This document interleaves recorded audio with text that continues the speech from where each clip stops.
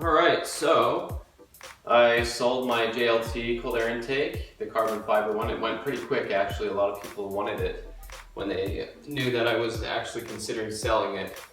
I guess they don't make them anymore, they're hard to find or whatever, but anyway, I did decide that if I'm going to be doing all this, I did want to go with a very large air intake and not let that JLT be the restricting point of all this. And so I have the big GT500 throttle body on the new revised elbow for good flow, and I went ahead and bought the VMP true 5-inch intake, true 5-inch, as they claim on the website. That'll go all the way up to that big throttle body to the PMAS 7-inch 120mm filter. And I really like this idea for a couple of reasons. I did look into the Whipple crusher, and I know you can use that with the VMP. And I tried to buy one, but they were sold out on Lethal, and it was a big mess. I bought it. I called ahead of time. They said they had it before I ordered, so I went ahead and ordered. They didn't have it, so it was a big mess. I had to get my money back. And I decided to go ahead and get the VMP one. And what I like about this is it has the slot style mass airflow built into the cone PMAS filter. So you have that with the adapter harness from VMP, and that's supposed to be a lot better for tuning, and so I like that. And then you have the big true 5-inch intake, and it looks like it has a hole for the IAT sensor or something here. But what I do like is, look how many bands there are to put this together. There's just two. You know, you have one that connects the housing that has the slot map, and one that connects to the throttle body.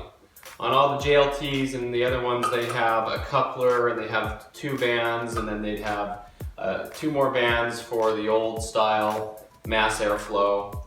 So I really like this. I think it's really neat because it's really simple, and there's not a whole lot of different bends and couplings involved. It's just 3 pieces all together basically, but it's a 2-piece intake, and I like it. The thing about it is a little difficult. I still haven't been able to get this to force on here, which when you work on these cars a lot, you do remove the intakes a lot, and you know, that might be difficult for maintenance, getting the spark plugs, doing things like that. So I'm going to try putting just a little rim of motor oil just right around here and see if I can slide that on better. It is a tight fit, and I guess that's good because you know you're getting a good seal. So basically that's it. It's going to be a really big intake. It looks pretty good, and so this is nice because it's silicone and it'll mold to the engine bay. It won't rattle if it does touch the strut tower. So it's the update for the red Cobra. It's not going on this one. This one's stock. This one's staying stock. It's going on my 10th anniversary Cobra.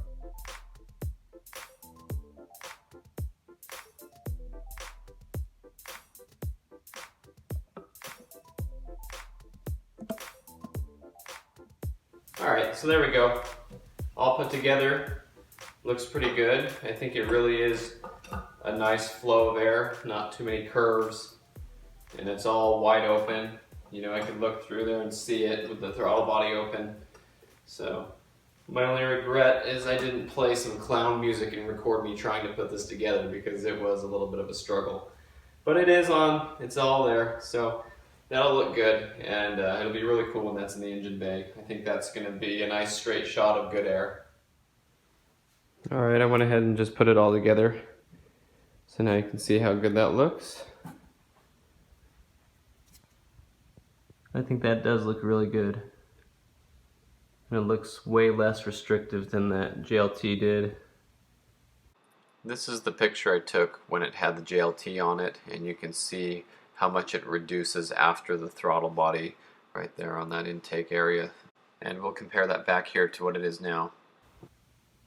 It does look really clean too. Like I said, less bands, less couplings.